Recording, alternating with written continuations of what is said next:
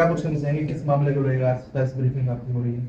जी, आज हमारी सीएम साहब के साथ पहली ग्रीवेंस कमेटी की जो मीटिंग थी उसको लेकर के आपसे बातचीत कर रहा हूँ और बड़ी महत्वपूर्ण निकली।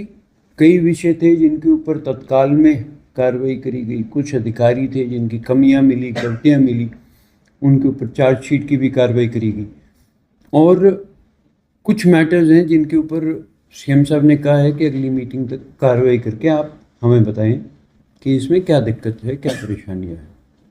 हाँ, एक थोड़ी सी जो कमी थी कि 3-4 जो शिकायतकर्ता थे वो इसलिए नहीं पहुंच पाए क्योंकि इन्फॉर्मेशन लेट थी।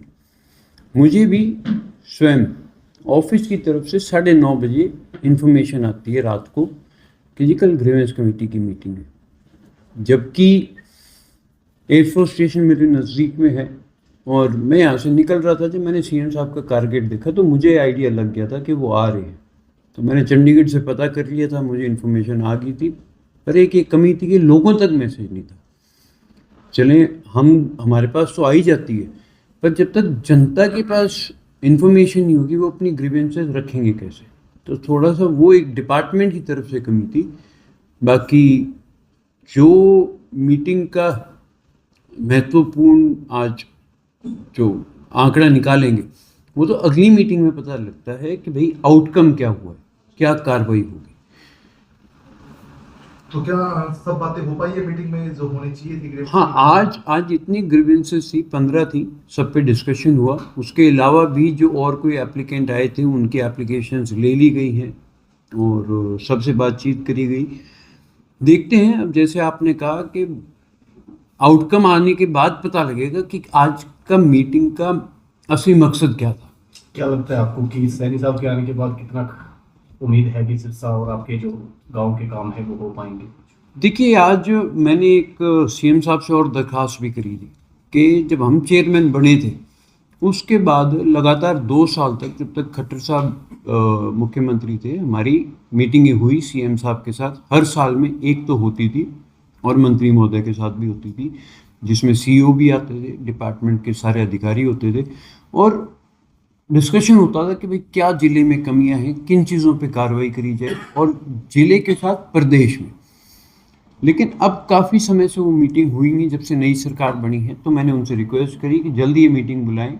सभी चेयरमैनों की रिक्वेस्ट है और उन्होंने आश्वासन दिया है कि बहुत जल्दी इस मीटिंग को बुलाएंगे। और जहाँ तक फंड्स की बात है, फंड्स भी सेंट्रल गवर्नमेंट की तरफ से बढ़ाया जा रहा है, तो स्टेट भी बढ़ाएगा, हमारे को उम्मीद है। वोट इशू है नशे का, तो इस मीटिंग में आज की कहीं एजेंडे में कहीं दिया गया, कहीं डिस्कशन हुआ? नशे से डेली मौत हो रही है, बड़ी मात्रा में नशा पकड़ा गया है, इस तरह का डिस्कशन हुआ? जी बिल्कुल, वो मैटर निकल करके आए थे और एसपी साहब को सीएम साहब ने हिदायत दी कि इन पे कार्रवाई करके मुझे बताएं।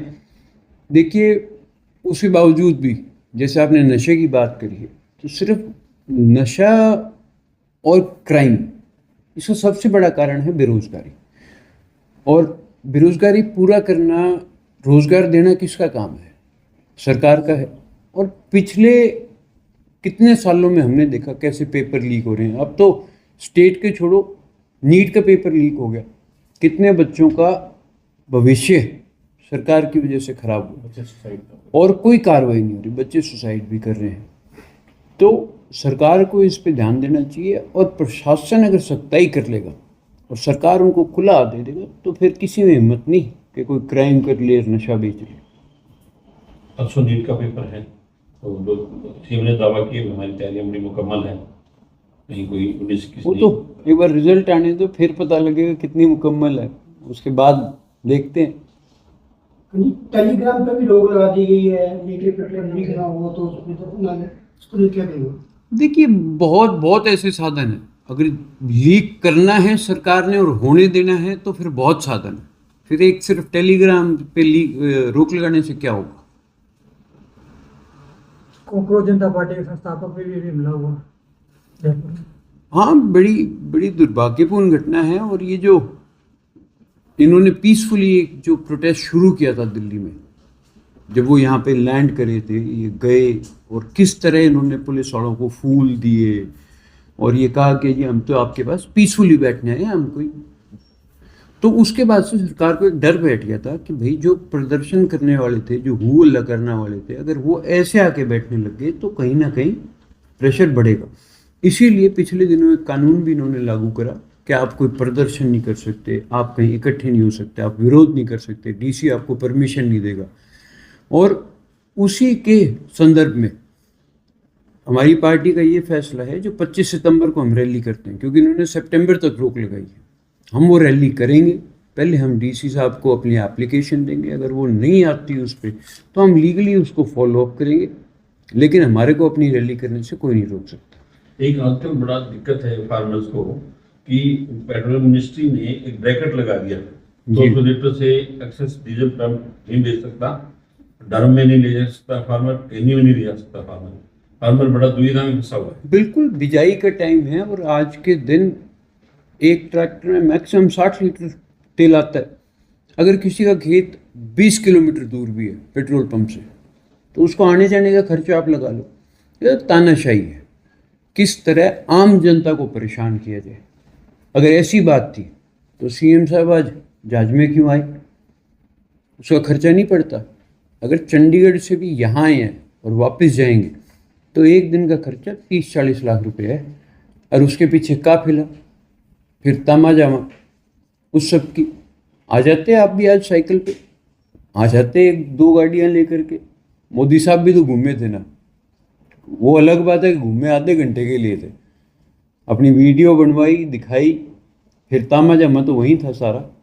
बीजेपी के अपने प्रदेश अध्यक्ष वो भी काफिला लेकर पूरे हरियाणा का दौरा कर रहे हैं, बाकी वैसे प्रदर्शन पर रोक लगाए जा रहे हैं। तो हम तो इसके खिलाफ लगातार आवाज़ उठा रहे हैं कि ये जहाँ पे वो जा रहे हैं उसके लिए सारी सरकारी प्रणाली आगे लग रही है उनका स्वागत करने के लिए। लोगों को सरकार की तरफ से साधन दिए जा रहे हैं कि आप लोगों को इकट्ठा करो, प्रेशर बनाया जा रहा है सरपंचों पे। पड़ोसी प्रांत पंजाब में हर रोज हरियाणा का मिनिस्टर, चीफ मिनिस्टर को छोड़ देते हैं, कोई बड़े काकेट के साथ होते हैं वहाँ, तो इसको कैसे देखें? मुझे देखने की जरूरत ही नहीं, आप खुद अपने आप से बता रहे हो, मेरे से ज़्यादा आप अवगत हो। आज आम जनता कितनी परेशान है, और दूसरी तरफ हरियाणा की समस्याओं को हल करने की वजह आप पंजाब में घूम रहे हो। इससे ज़्यादा तो क्या मानो एक मुख्यमंत्री खाली हो सकता है। जिस वैश्विक संकट का नाम लेकर महंगाई बढ़ी थी, एलपीजी, तेल सबके दाम बढ़े थे, अब वो समझौता भी हो गया है। सरकार को नहीं चाहिए कि अब उनके दाम भी घटाएं? बिल्कुल, अगर आप इस चीज़ को डीपली स्टडी करेंगे तो आप ये देखें ना, इंटरनेशनल मार्केट में भाव कितना बढ़ा और हिंदुस्तान में भाव कितना बढ़ा। अगर वो आप कंपेयर करते हैं तो इंटरनेशनल मार्केट के हिसाब से हमारा 2.25 गुना भाव बढ़ाया गया था, जिसकी कोई ज़रूरत नहीं थी। सिर्फ और सिर्फ कैसे अपने लोगों को पैसे के जरिए कमाई करवाई जाए और बड़े उद्योगपतियों को फ़ायदा पहुंचाया जाए, उसके लिए ये कानून सिर्फ आम लोगों पे है। ये कानून बड़े इंडस्ट्रियलिस्ट, बड़े होटल्स, बड़े रेस्टोरेंट्स क्यों नहीं बंद करेंगे? कोविड आया था जब तो 1 मिनट नहीं लगाया ना बंद करने में, अब बंद कर देते। लोग तो घर पे भी पका के खा लेंगे, ज़रूरी थोड़ी है आपको डिलीवरी करानी है। दाम कम होने चाहिए, बिल्कुल होनी चाहिए, और आप मान करके चलें, अगर इसी हिसाब से सरकार की तानाशाही चलेगी तो जनता फिर अपना आवाज़ तो उठाएगी ना। जी, आपकी तरफ से मुख्यमंत्री से कोई डिमांड की है आपकी?